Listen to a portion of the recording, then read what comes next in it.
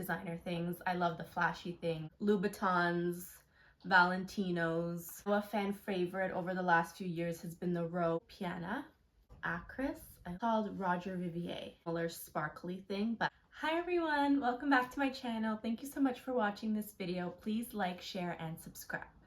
Now I know it's been a super long time since I've uploaded a classic video like this. I've been doing a lot more shorts, but I want to get back to my roots a little bit, and I've wanted to do this video for a really long time, so I'm finally excited to do it. As you can tell by the title, this video is about some quiet luxury pieces or brands that you might not know of that I love and that are my go-to things to buy.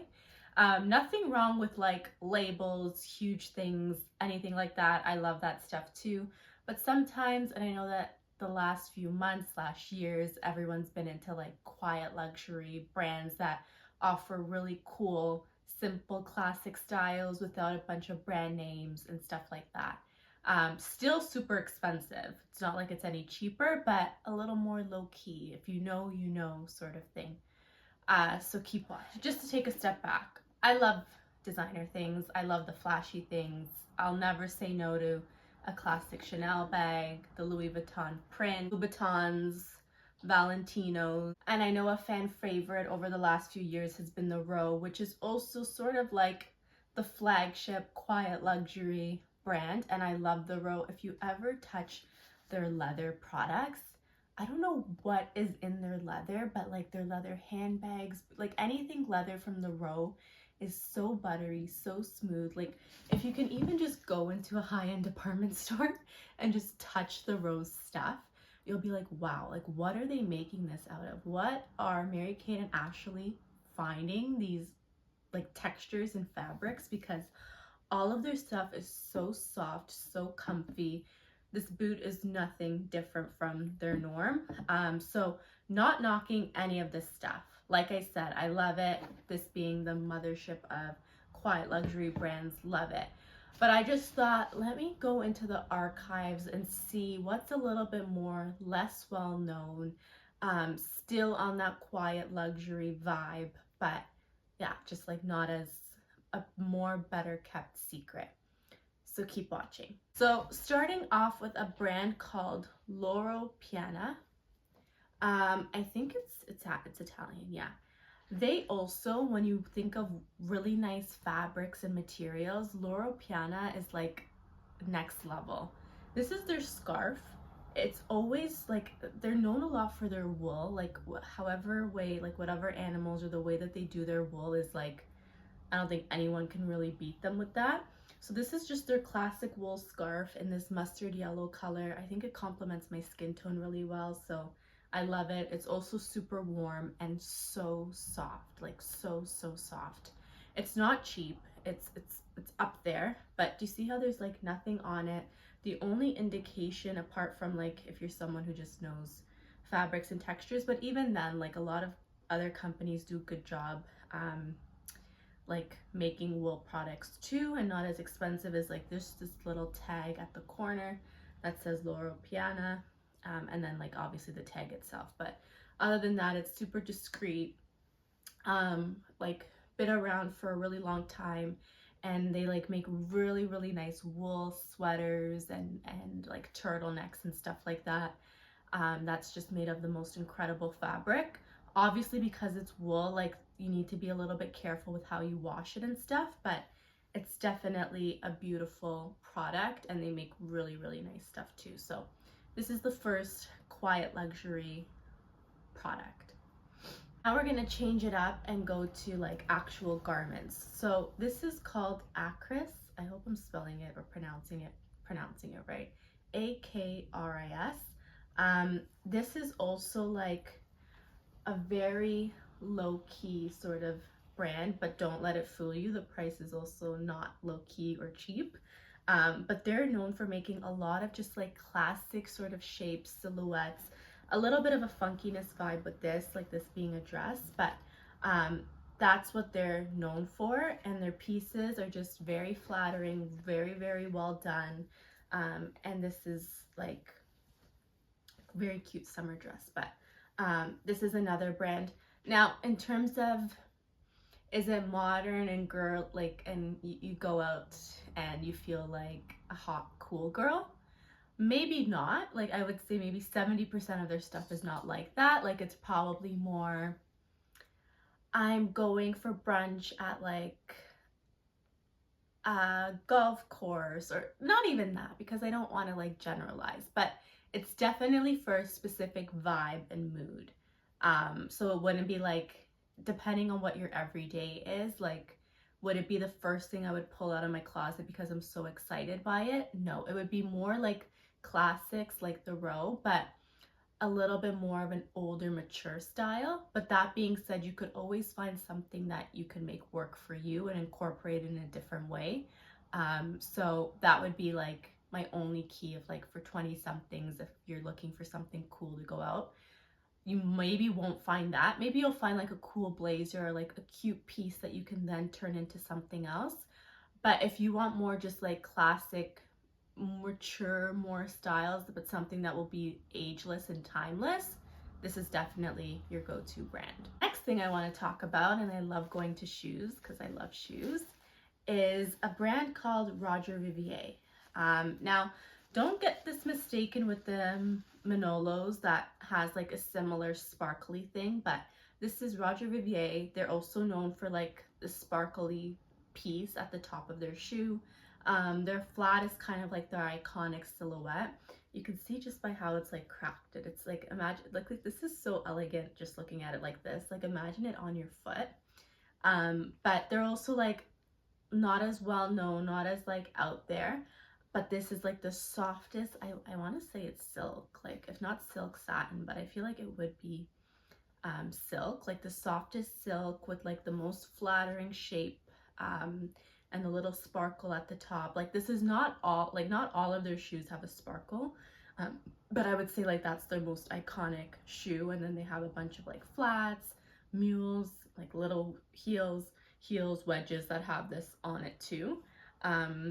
But yeah, so it's just their own way of designing, and fabric, everything else is so nice. Obviously it's also not cheap, but this is like a more quiet luxury brand, apart from like the other ones out there. And I just think it's a really, really cool shoe. While we're still on the shoes topic, this is Brunello Cucinelli. This is very similar to the Loro Piana vibe of very good fabrics and materials and things used, but making like classic-ish styles. They're both Italian, so I'm not surprised. But this is what this shoe looks like. It's very similar, not similar, simple summer spring sort of shoe. Simple silhouette, but made with really good material and fabric. Will last you forever. I also like to store all my shoes, just to make sure that they last forever, especially when you spend so much on them. So if you're into Loro Piana stuff, you would probably also be into Brunello stuff because it's very similar Italian sort of style, manufacturing, fabric, and look. But I would say like Loro maybe has more of an emphasis on like wool and stuff, and Brunello's just also similar, but like maybe not as, in my mind at least, like I don't really associate wool as much with this company as I would with the Loro company. All of that to say that this is another quite luxury brand. You wouldn't know by looking at it what it was. And they're just known for a lot of good staples and good quality clothing. Don't let that mistake you. The price is also very expensive, but you sort of get what you pay for. Going back on like the clothing, garments sort of path, this is Isa McKay. Isa McKay, I think now they're getting a little bit more popular with like their bags that have, I'll probably just insert a picture here because I want to be able to explain it correctly. If you know, you know, but this is what it looks like. They're getting really well known for that bag.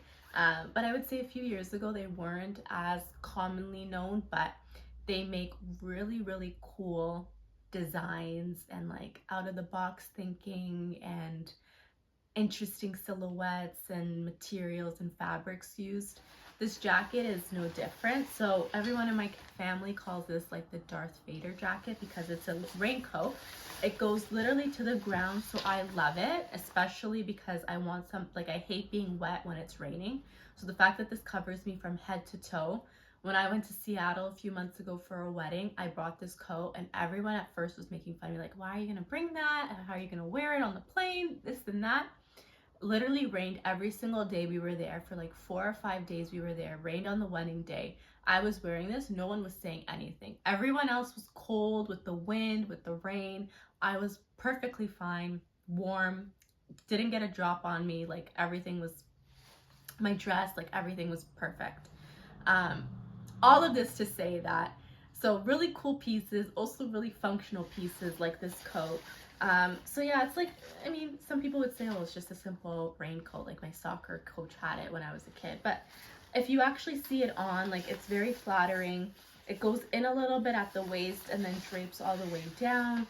And that's like what ISMK is known for. Like, it's similar to like Comme des Garçons, if you like Comme des Garçons stuff, especially because they do a lot of cool collabs with different brands and designers, especially a lot of Japanese designers.